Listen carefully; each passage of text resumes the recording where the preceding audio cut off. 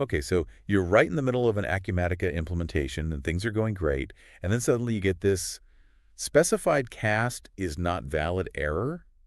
I feel like we've all been there. It's frustrating and can really bring your project to a halt. Yeah, can be a real headache. But like, what does this error actually mean? Yeah. And how do we fix it? Well, it comes down to data types. Acumatica uses very specific data types, and when the system tries to convert data from one type to another and it fails, you get this error message. So if you have a field that should be a number, but somewhere it's treated as text, that would trigger this error. Exactly. And this can happen in your code, your generic inquiries, even your database interactions. I see how that could be a real pain to troubleshoot. Thankfully, we have an expert who has seen this error many times. Let me introduce you to Farhana. She's a senior software engineer at Tiana Solutions and has worked on over 1,000 Acumatica implementations and customizations. Yeah, she has a great example of this error. She was working with a client who customized their opportunity screen, adding new fields and some custom logic. Everything worked fine in testing, but when it went live, they started getting this error.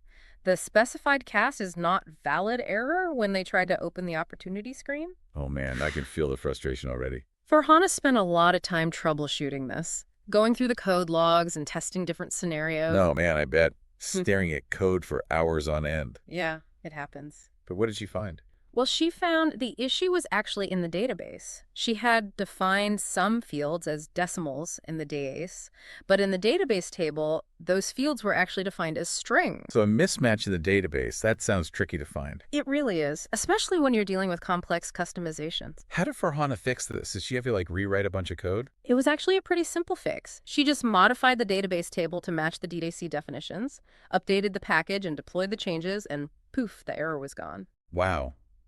It's amazing how one small thing can cause so many problems. It really shows how important data types are in Acumatica, especially when you're working with customizations or generic inquiries or the database. So what's the key takeaway here? Double check those data types. Make sure everything is consistent across your DAC, your code, your UI, and the database.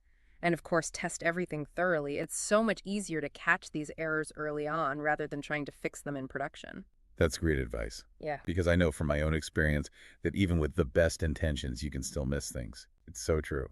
Better to be safe than sorry. Exactly.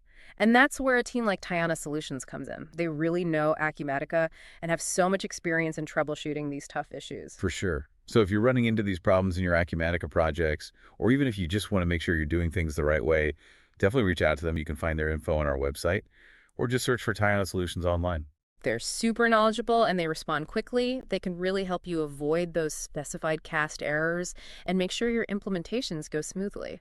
This has been a great deep dive into this error. I think we've all learned a lot today about how important data types and testing are in Acumatica. Yeah, it's been great to share this with you. Hopefully this will help our fellow Acumatica consultants save time and headaches in the future. Thanks for joining us on this deep dive. Until next time, happy Acumaticaing.